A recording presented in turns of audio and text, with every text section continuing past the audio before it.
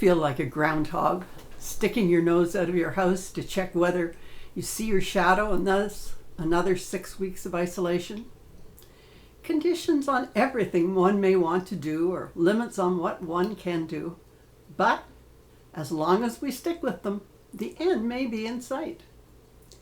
By the church calendar, this is the 7th Sunday of Easter, the Sunday after Ascension Day, and Jerusalem Sunday, which gives me lots of different topics to think about. Having traveled to the Holy Land 3 times, I have many ideas to share about those lands and that most wondrous of cities.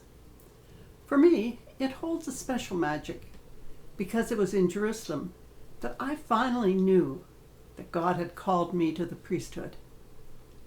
I'd twice been rejected by the selection process of the church and only recently ordained as a deacon.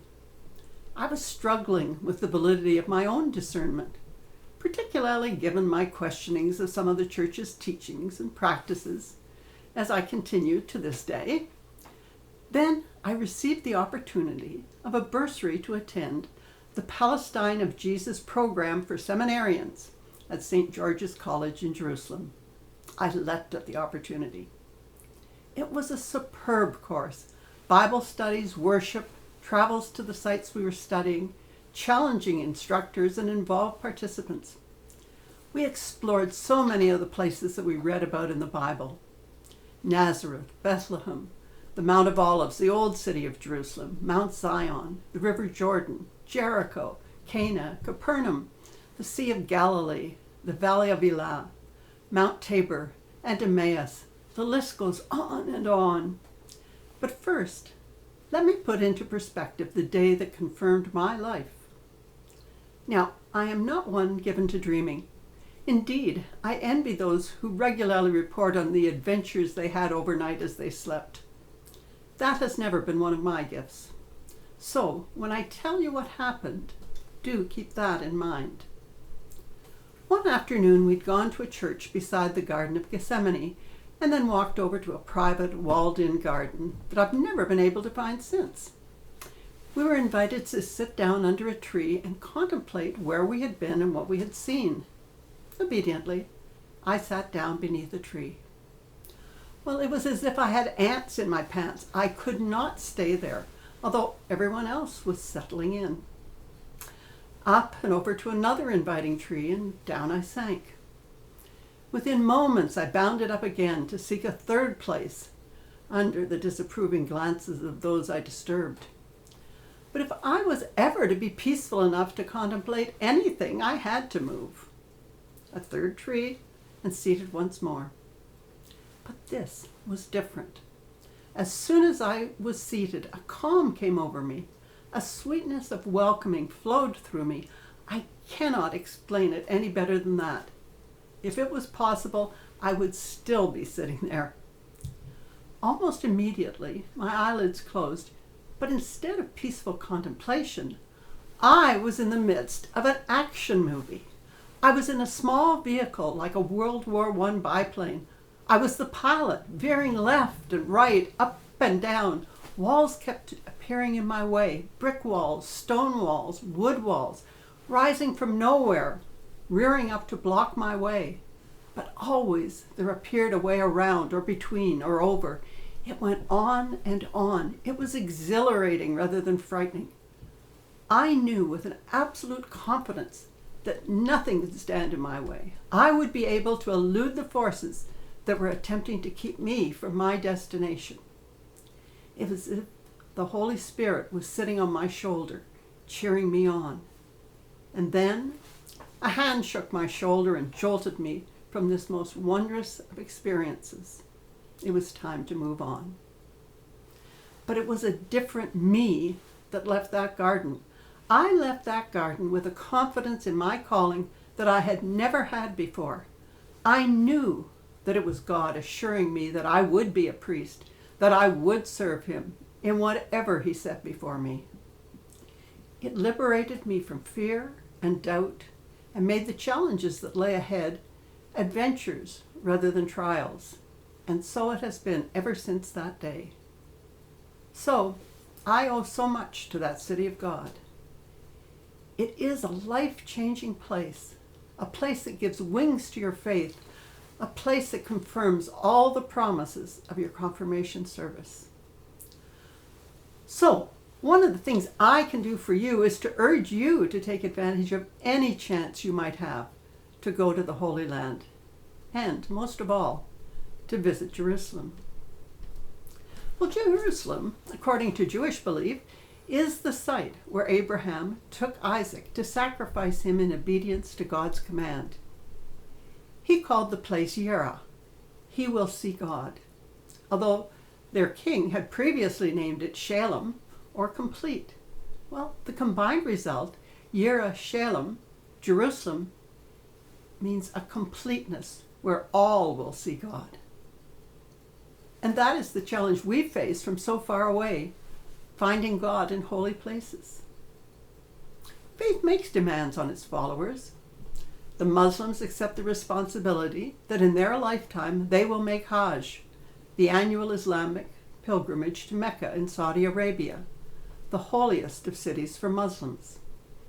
It's a mandatory religious duty that must be carried out at least once in the lifetime of all adult Muslims who are physically and financially capable of undertaking the journey. In obedience to this edict, many of the poorest people on earth spend a lifetime saving up in obedience to their faith's demands. Each year, millions of Muslims will make the journey and undertake the Hajj. For the Jews, despite their second temple having been destroyed 2,000 years ago, they still make the pilgrimage to Israel to go to pray at all that remains of the temple, the West, or the Wailing Wall. They do this in obedience and in anticipation of the promised Messiah.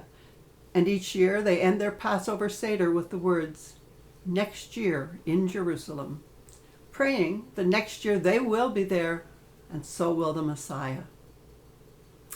But we Christians, we really put a pilgrimage to the Holy Land at the bottom of our bucket list. My husband, who had traveled extensively, always wanted to get there, but died at 82, having failed to do so. I was 63 before my feet finally touched down in Israel.